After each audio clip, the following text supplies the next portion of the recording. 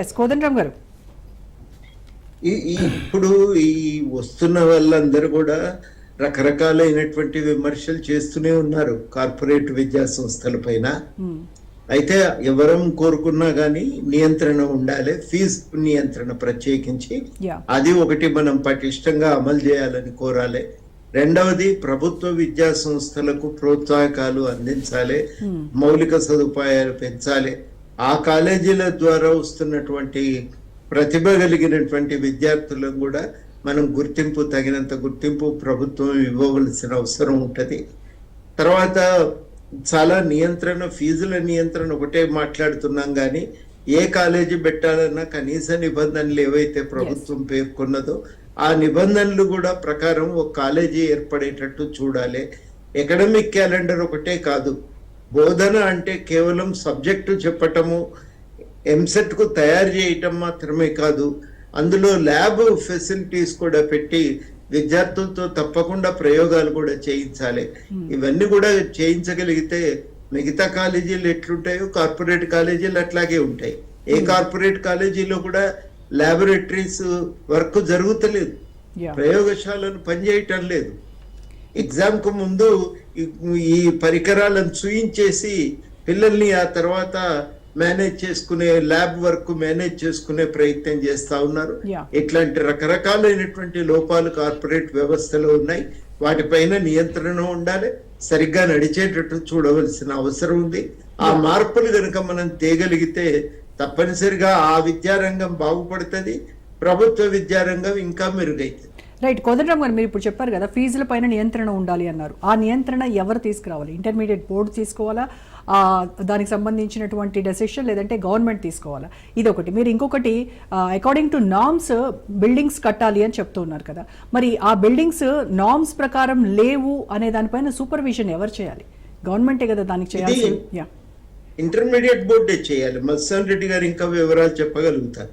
రెండవది, ఫీజు నియంత్రణకు ఇంజనీరింగ్ కాలేజీలకు ఉన్న మాదిరిగానే ఒక ఫీజు నియంత్రణ వ్యవస్థ ఏర్పడాలి.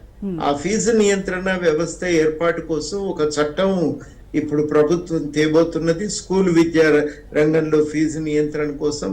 అదే మాదిరిగా ఇంటర్మీడియట్ స్థాయిలో కూడా ఫీజు నియంత్రణకు ఒక ప్రత్యేకమైన వ్యవస్థని ఏర్పాటు చేయాలి.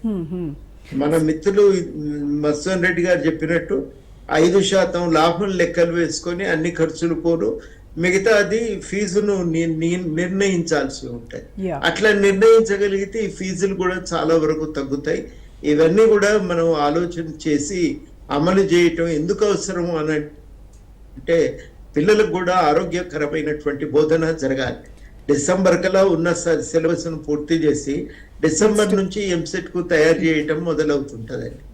ఈ డిసెంబర్ వరకు సిలబస్ పూర్తి చేసే క్రమంలో ఆ ఒత్తిడిని తట్టుకోవటం అందరి వల్ల సాధ్యమయ్యేది కాదు. తట్టుకోలేనటువంటి వాళ్ళందరూ కూడా రకరకాలుగా ఇబ్బందులు పడుతున్నారు. అందులో ఆత్మహత్య చేసుకుంటున్న పిల్లలు కూడా ఉంటున్నారు అనేది మనం ఇక్కడ గ్రహించాలి. అయితే పిల్లల మీద ఇప్పుడు మనతో మాట్లాడినటువంటి పేరెంట్స్ అందరూ కూడా ఒకటే కోరుకుంటున్నారు కోదండరామ్ గారు మీ నుంచి, ఏవైతే ఈ అరాచకాలు అక్రమాలకు అడ్డుకట్ట వేయాలి అని అంటే మీలాంటి వారు చట్టసభల్లో మీ గొంతును వినిపించాలి. ఈసారి కౌన్సిల్లో ఇదివరకు ఎన్నడూ లేని విధంగా చైర్మన్ గారు చొరవ తీసుకుని విద్య మీద చర్చ జరిపారు. ముఖ్యమంత్రి గారు ప్రత్యేకంగా ఆ సభకు వచ్చి ఆ చర్చ అంతటిని కూడా వినటం జరిగింది. ఈ చర్చల్లో ఇప్పుడు వచ్చిన చాలా సూచనలను ఆ రోజు సభలో మరి ముఖ్యమంత్రి గారి ముందు ఉంచటం, వారు వాటన్నింటినీ నోట్ చేసుకోవటం, వాటిపైన తప్పకుండా విధానాలు ఉంటాయి అనే మాట ముఖ్యమంత్రి గారు హామీ ఇవ్వటం కూడా జరిగింది.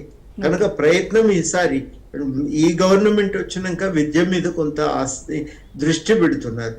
మెల్లమెల్లగా నిధుల పెంపు చేస్తున్నారు. ఎట్లయినా బాగు చేయాలనే తాపత్రయంతో విద్యారంగం మీద చర్చ చేస్తున్నారు. విద్యా కమిషన్ ఏర్పడ్డది. క్రియాశీలకంగా అన్ని యూనివర్సిటీలకు వీసీలను వేసి మరి అది కూడా కొంత నిపుణులైనటువంటి వాళ్ళని వేసి ఆ యూనివర్సిటీలను బాగు చేసే ప్రయత్నం కూడా మొదలైంది ఒకటి. కాబట్టి తప్పనిసరిగా ఇవన్నీ మార్పులు జరుగుతున్న సందర్భంలో ఒక మేలు జరుగుతుందనే ఆశ అయితే అందరికీ కనబడతా ఉన్నది. ఒక మార్పు విద్యారంగంలో వస్తుందనే ఒక ఆ ఆలోచన ప్రభుత్వంలో ఉందనేది, ఒక ఆసక్తి ప్రభుత్వానికి ఉందనేది కూడా మనకు అర్థమవుతా ఉన్నది. రైట్. కాబట్టి కొంత మార్పు జరుగుతుంది అనేటువంటి విశ్వాసం నాకు కలుగు